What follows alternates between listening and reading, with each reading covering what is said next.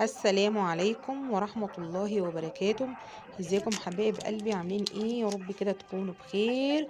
سامعين بقى صوت القرمشة والطعم حكاية مش هتشبعي منه، واحدة ورا واحدة واقتصادي جدا. هنعمل مع بعض النهاردة البغاشة بكوبايتين من الدقيق بس، ومعانا هنا ذرة من الملح، وهننزل عليهم بمعلقتين من الزيت وهنقلبهم، وهنعجن بقى العجين ده الدقيق ده ايه بمية فترة من الحنفية عادي. نبدأ نمسك العجين ونعجنه كده لغاية ما يتماسك معانا، ونخدم العجينة كويس عشان تديني القوام المظبوط اللي انتوا شايفينه دوا. معانا هنا بقى لما ريحنا العجينة شوية هنرجع بقى نشتغل فيها رشة دقيق على الرخامة، ونبدأ نفرد مع بعض العجين. وحاولي بقى تفرديه وترققيه على قد ما تقدري.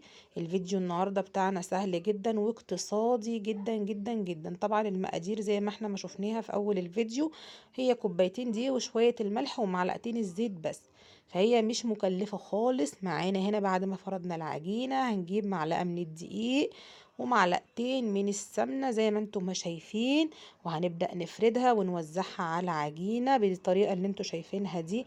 والخطوة دي طبعا بتدي قرمشة للعجينة معانا لما بتستوي، وكمان بتدينا توريقة جميلة جدا جدا. وهنشوف مع بعض. هنبدأ بقى نلف العجين زي ما انتم ما شايفين مع بعض كده رول طويل. لو حسيت انه بيلزق رشة دقيق بقى كده وهيلم معاكي بمنتهى السهولة ان شاء الله. لو وصلنا لحد هنا ما ننساش بقى نحط اللايك ونصلي على النبي كده في الكومنتات. وايه ان شاء الله كده الفيديو يعجبكم ونخلصه مع بعض للنهاية. خلصنا مع بعض كده الرول، هنبدأ نقطعه كده بالتساوي ونخلي بقى الصوابع كده متساوية مع بعضيها. خلصناه وشايفين بقى التوريقة بتاعتها يا جماعة مورقة جدا. خلصنا هنا كل الكمية، هندهنها بقى دهنة خفيفة كده من الزيت، وهنغطيها بقى بأي ستريتش راب، وهنحطه بقى في التلاجة لمدة لا تقل عن نص ساعة عشان نريح العجينة ونعرف بقى نشتغل فيها. هنقفلها كده ونسيبها في التلاجة نص ساعة وهنرجع نشتغل فيها زي ما انتم ما شايفين. هنفرد واحدة واحدة كده، مرة بالطول ومرة بالعرض، وهنخلي العجينة معانا هنا مربعة زي ما انتم ما شايفين العجينة بتتفرد معانا طبعا بمنتهى السهولة. بصوا بقى يا جماعة، عشان هنعمل حركة دلوقتي للعجينة، تطبيقة العجينة سهلة جدا مش محتاجة اي حاجة. حاولي بس ايه تخلي العجينة ايه مربعة بالطريقة اللي انت شايفاها دي. هتجيبي بقى الاطراف العجينة وتقفلي كده. الشرح واضح اهو. احنا كده خلاص قفلنا مع بعض كده اول واحدة زي ما انتم ما شايفين، وهنرص في الصاج بتاعنا بتاع الفرن زي ما انتم ما شايفين كده، وهنخلص بقى كل الكمية بالطريقة دي. واحدة كمان معاكم اهي عشان اوضح لكم انا بقفل العجينة ازاي.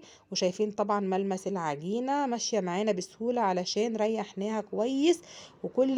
كل مرحلة من العجين لازم تريح معاكي شوية عشان تديكي ايه نتيجة كويسة وتعرفي تمسكي العجينة وتشتغلي فيها. طبعا احنا هنا ايه بمجرد ما بيستوي بالعجين ده بقى كله يا جماعة، اول ما البغاشة بتطلع عندك هنا اختياري، يا تعملي لها سكر، يا ترش لها سكر بودرة، يا اما بتديها شربات خفيف كده من على الوش. احنا طبعا هنا دخلناها الفرن وطلعت، عايزه اقول لكم يا جماعه اقسم بالله حتى طعمها جميل جدا من غير ما نديها ولا نسقيها اي حاجه. تحفه يا جماعه والله العظيم، مش هتشبعي من حلاوتها ولا جمالها، واحده ورا التانية بتحسي ان انتي بتاكلي بقى كده والله فطير. طعمه تحفة جدا، وشربات بقى على الوش كده وتحفة. ونشوفكم حبايبي كده في فيديو جديد، وإن شاء الله نتقابل مع بعض في فيديوهات جميلة وسهلة وبسيطة. والسلام.